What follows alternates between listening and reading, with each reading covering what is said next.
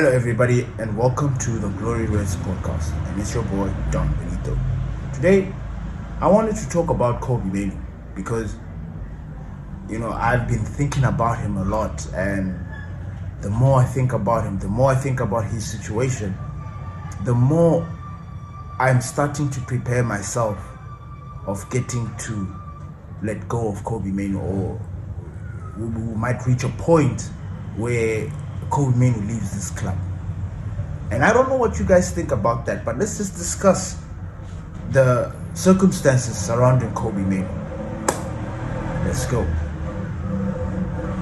Kobe Mainoo broke out into the Manchester United team in the 23-24 season under Erik ten Hag.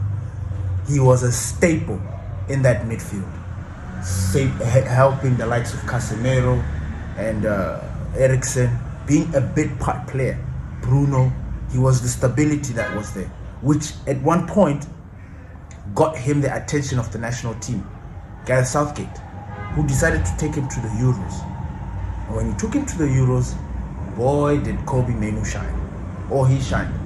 Now, what has changed after the Euros?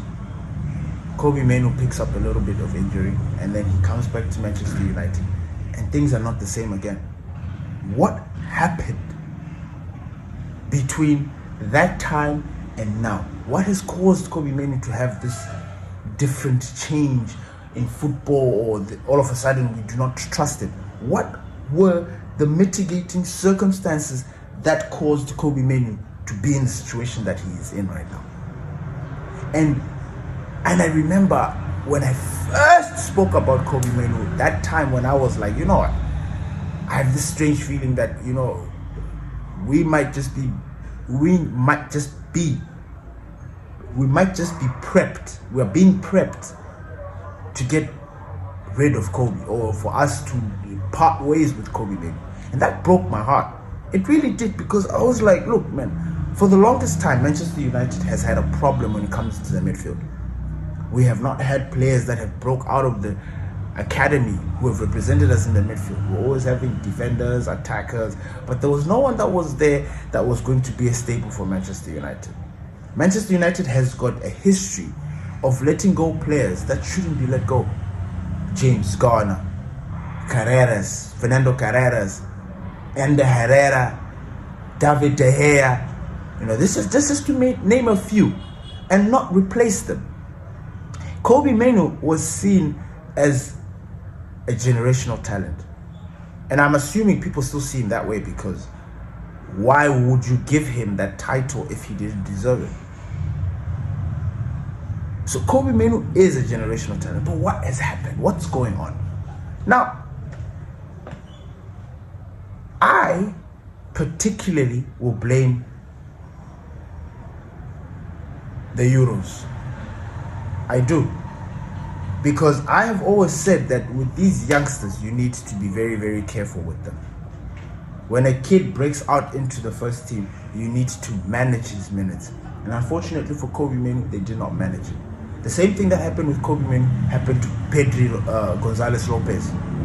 Playing so many games, and then when you reach a certain breaking point, your body gives in, and then you get injured. And that's exactly what happened to Kobe. Unfortunately for Kobe, he has not been able to find his rhythm back. He hasn't been able to find his footing back on the ground. Now, the mitigating circumstances, Ruben Amorim. The last person that found Kobe was willing to groom him and keep him in the team, because Erik ten Hag was the one that gave Kobe Mainoo the platform. He's the one that gave Kobe Mainoo the belief. He's the one that made Kobe Mainoo a staple in our midfield.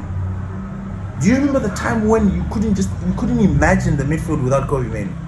And that was when we were playing a 4-2-3-1. But then things changed. And within the changing, we did not find that solution. Now, Kobe Mainoo did his thing, and when he went to the Euros and came back with that injury, yes, it wasn't pretty. He did take his time. But then Erik ten Hag, his successor, the person that gave him the platform to shine, got sacked. And a new sheriff was in town. And that was Ruben Amorim. And when Ruben Amorim came, he completely tore up the manual book. He completely scrambled everything. He's like, look, I'm the captain now. I'm the man that's going to steer this ship to the glory days. So it's either you're in or you're out. Everybody's been given a clean slate, and I am not having it. And that is what we've been doing. Ruben Amorim has built the team that you see today, that is 8th, I believe. And it is not the complete thing, but it is something that is brewing at Manchester United. He's taken out the negativity. He's brought that camaraderie, that brotherhood, that loving feeling in the club. But yet Kobbie Mainoo has still not found his footing. What is going on? To make matters worse, Kobbie Mainoo has been in contact with Manchester, trying to find out whether these guys can increase his salary. Mind you, Kobbie Mainoo is somebody that is on a salary that doesn't reflect the player that he is. That doesn't reflect the player that he is, like the things that he has done. When his youngsters, Ahmad, Garnacho, everybody else gets that extension, Kobbie is still left dark. Now that's one of the reasons why he has not. I don't want to say that's one of the reasons why, but for somebody who we regard as one of our own, why are we not towing him down? Why are we not making sure that this guy is happy and making sure that all is well in doing that? I have this very strange feeling that we are going to miss out on Kobbie Mainoo. In as much as we're reading these reports from Manchester saying that, look, they're blocking January transfer, they're blocking a move for Kobbie Mainoo and Xerxes. They're doing everything in their power to I don't know if it's, I guess you could say it's like try to show them that we want them, but these boys want game time, but they're not getting the game time. It's a very weird situation that these boys are in, and I feel for them. I really do. I feel for the lads, and I'm sort of preparing myself to get rid of Kobbie Mainoo, just like those other players that I mentioned, the Herreras, the David De Gea's, players that should have stayed. But for some weird particular reason, for some bizarre reason, Manchester United don't find them as an asset or people that they can keep at the club. And we always sit there and wonder to ourselves, damn, look, Scott McTominay is another one.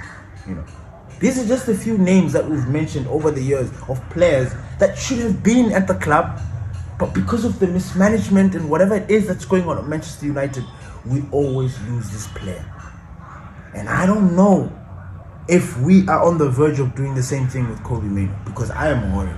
In as much as, look, I love Kobbie Mainoo, and I actually want him to be our next Scorsese or our next Bruno, the next best thing, because every other club has it.